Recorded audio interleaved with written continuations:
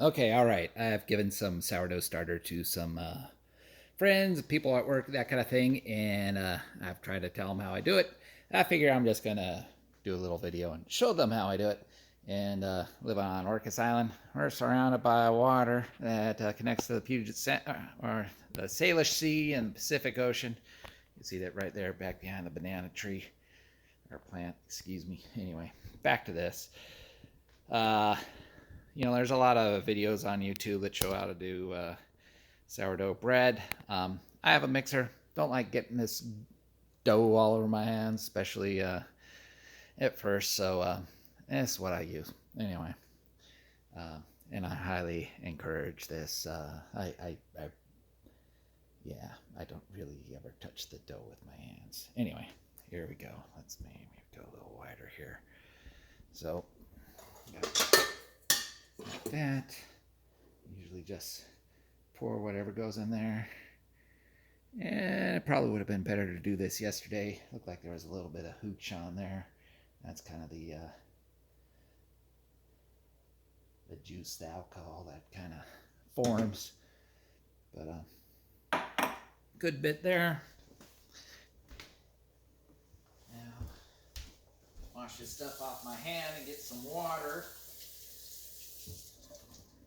And a big old spoon. Big old spoon.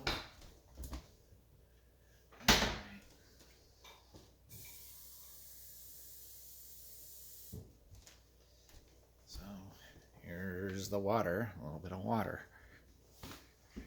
Dump that in there. And we'll set that aside for now. Give this a stir. Get that starter kind of all mixed in and watery and whatever. And then we'll get the flour. And just do this with the spoon. There it is.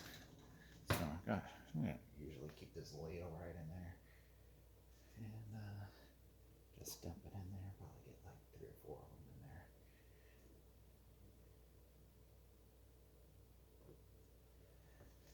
All right, how's that gonna be? Yeah, it's still a little watery. We'll add a little more flour in there. I think definitely. You don't want to forget to put in the salt.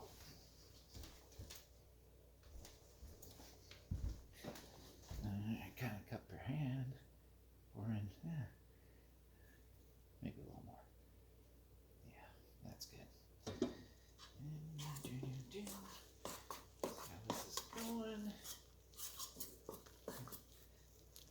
Still a little wet.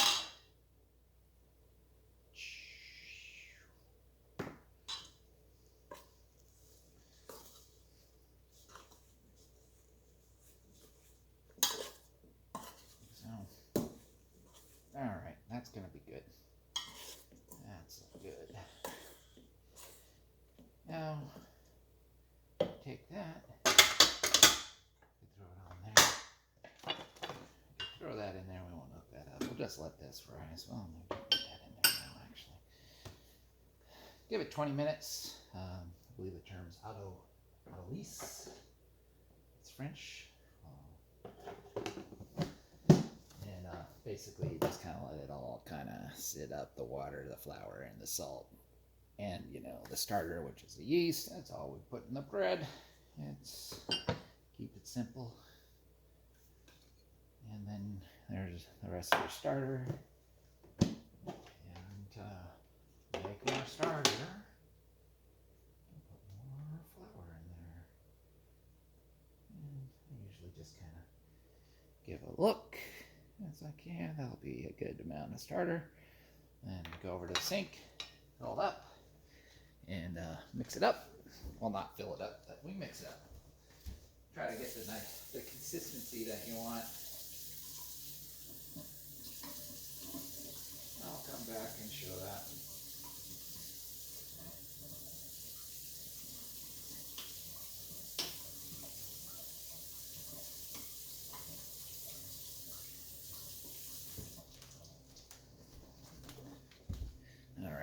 This is gonna be it right here. It's still a little pasty on the bottom.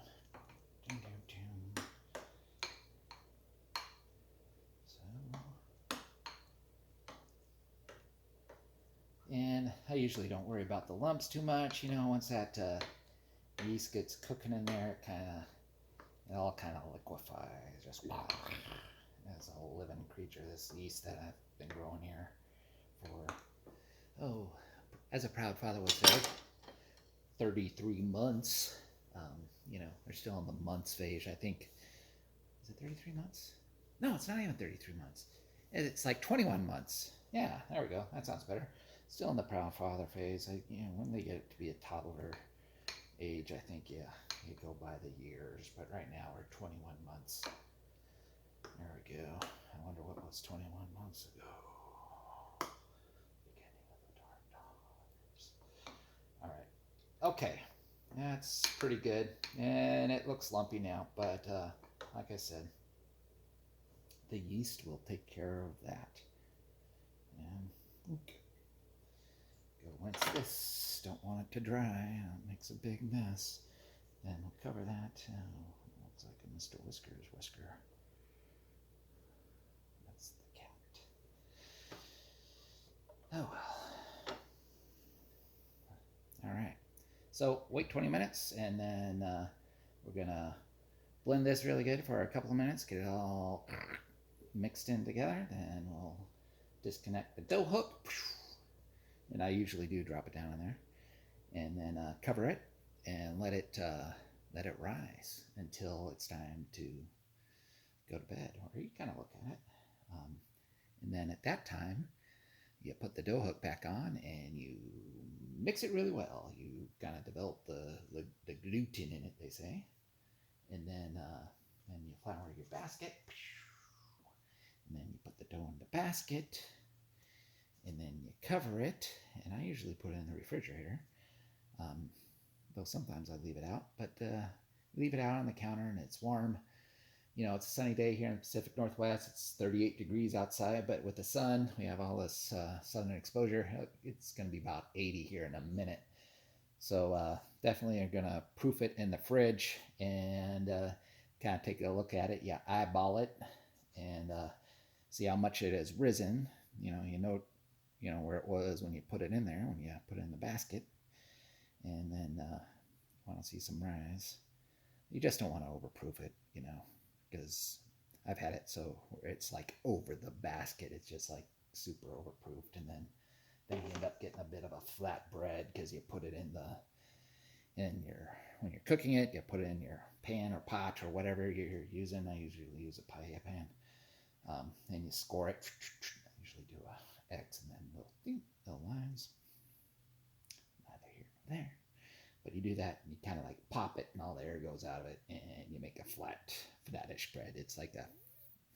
And it's still all right, still has that good sourdough flavor, but it's not the best for sandwiches and that kind of thing. And it doesn't look all pretty, and you post it on the gram and you don't get any likes. It's like, man, you suck as a baker. That's overproofed. But anyway, well, maybe I'll go through the rest of that. I pretty much laid it all out here. You turn your oven up as hot as it will go, and I usually do. Mine goes up to 550, and I have a heavy cast, not cast iron. It's a heavy paella pan. It's actually aluminum, so it heats up real quick. I'll heat that in there, pull it out, take the lid off, throw down some, what do I throw down? That's the rice guy. Oh, the corn flour on the bottom, and you get a little smoke, and then you dump the thing in there and you score it, and then put the lid on and you shove it in there. And you bake it at like 550 for about 16 minutes. You kind of pop it. I always set it for 16. Pop the lid, see what it looks like. Yeah, maybe you want to put the lid back on. Who knows? If it looks like it's getting there, then you take the lid off and put it in for keep it in for another 4 minutes and brown it up. And then, if you need a little more time, you give it a little more time. And then you take it out, let it cool, and you eat it, and it's great. Everybody loves it. Anyway. clear as mud. If you have any questions, ask somebody else. But that is all the dough I'm getting on my hands. That is it. Look at that. No muss, no fuss, right? You got a mixer, use it.